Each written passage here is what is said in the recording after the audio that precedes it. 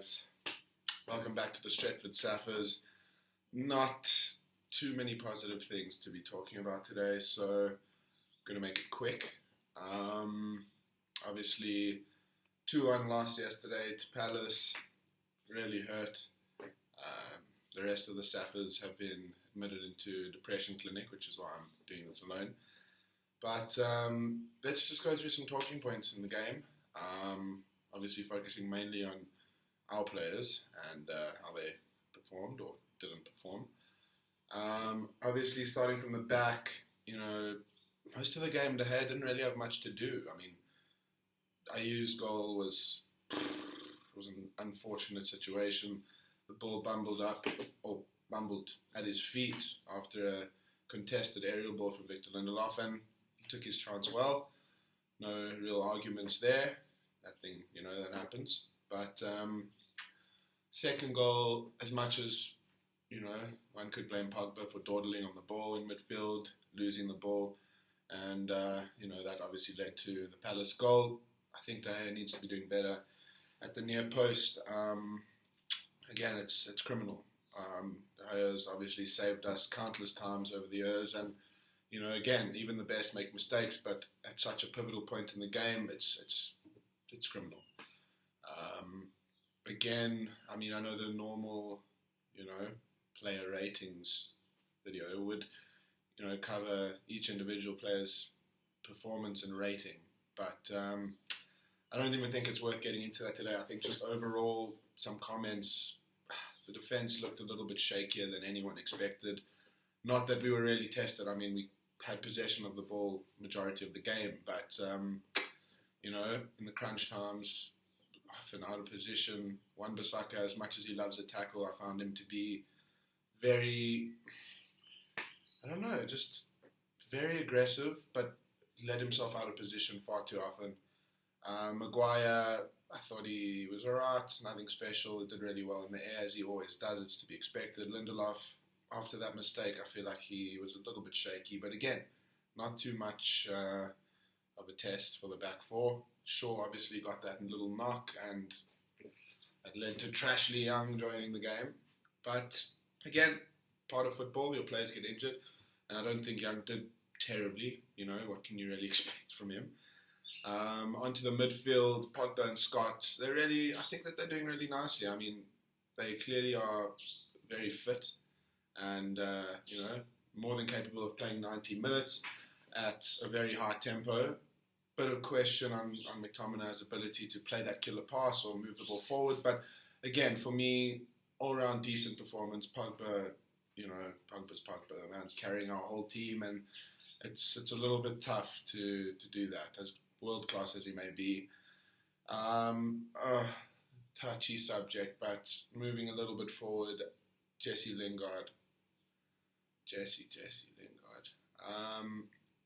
At this point, I don't know why he's on the pitch. I mean, there's arguments, he's a good runner, a lot of energy, a lot of legs, brings the ball out from the back. Well, not from the back, but by that I mean he makes those good runs into the opposition half from our side of the field. But again, he gets into the final third and there's nothing. There's absolutely nothing. No killer pass, no real efforts on goal. The man hasn't registered one assist or one goal the whole of 2019. I don't see how he can merit a starting place any longer when players like Pereira and even youngsters like Angel Gomez are pushing for a spot. Lingard needs to be, or not Lingard, the 10 needs to link the midfield to the attack, and right now there's absolutely no link. We look very comfortable in the first 2/3 of the pitch, but then as soon as we move into the final third, it's just dead wood, nothing going on. And again, you can't put all the blame on one player, but that 10 role is so important for the 4-2-3-1 system. If your 10 isn't creating or scoring, it's a problem. It's a really big problem. I do think, Jesse Lingard aside, we're really short for options. I mean, Mata was a world-class 10, but it's safe to say he's really coming to the end of his days. He's lost I can't even explain. I'd say he's lost a yard, but he's lost more than 1 yard. Again, it's really tough. Moving a little bit forward again, or starting on the wings, I think Rash is really carrying a lot of pressure, to perform. I think he's adds a lot of legs and energy out wide and carries the ball forward well. But again, that finishing product always has to come into question. I think he's got a lot of work to do in terms of transforming into a 20-goal, 25-goal striker. But again, we're early on in the season, so we'll have to see how things go. Daniel James, for me, had a really good game. Always looking to go forward, constantly running at high pace, drawing those fouls. I think he did really well. Of course, he scored a miraculous finish into the top right corner. Absolutely superb.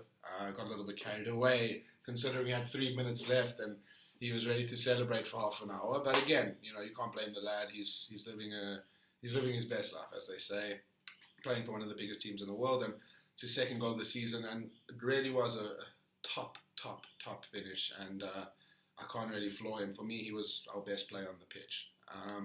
Lastly, Martial picked up a little niggle, something towards the end there, but again, we've seen it before. We've seen him struggle at times, but he is adapting to this number 9 role, and truthfully, the hold-up play needs improvement. He really struggled yesterday. It must be said, though, that Palace are generally a defensive side, and they do make it hard for the forward, but I was really unimpressed, really unimpressed with Martial's performance yesterday prior to the injury. But again, I'm not losing faith. I think he's more than capable of scoring plenty of goals for us, and given the chance at that number 9 role, I think he will come right. Talking about the substitutes, Mason Greenwood came onto the pitch a lot earlier than last week. Last week he got about 2-3 minutes. Now almost a full half, but really wasn't an ideal situation for a young player like Greenwood to come into, chasing a 1-goal deficit. Palace sitting back, some experienced defenders there. Cahill should have been sent off, that motherfucker. But anyways, guys, it's all about expectation management at this point. A couple of years back under Fergie, we should be comparing ourselves with the best teams in the league, best teams in the world. But I just think right now it's so important for us to manage expectations. These results, as much as they should never happen, losing at home to Palace shouldn't happen for a top team. It's going to happen. Unfortunately, we're in a transitioning period, and sometimes we'll expect A and might get B. Sometimes we'll expect B and might get A. But it's unpredictable at this point. I really believe that Oli does know what he wants. Whether he can execute that and implement that and succeed is another question. But as long as he has the players on his side and, backing from the board, he's got a decent chance. We've seen it, we're seeing it already at Chelsea. Frank Lampard in a very similar situation despite, being in the Champions League. He's got a young flock of players, a lot of aging players coming to the end, and it'll be interesting to see the battle between those two this season. Again, you've got your Arsenals and whatnot, but just in terms of a manager who knows the ethos of the club coming in and doing his all to succeed, it's going to be an interesting season. But guys, all around disappointing weekend, tears rolling. I don't know. I don't really know what to expect going forward, but it's just important that everyone keeps their heads high and backs the boys no matter what. So hopefully onwards and upwards. Hopefully a better result against the Saints next week. And to everyone watching, have a fantastic week. And once again, fuck the Scousers. Peace.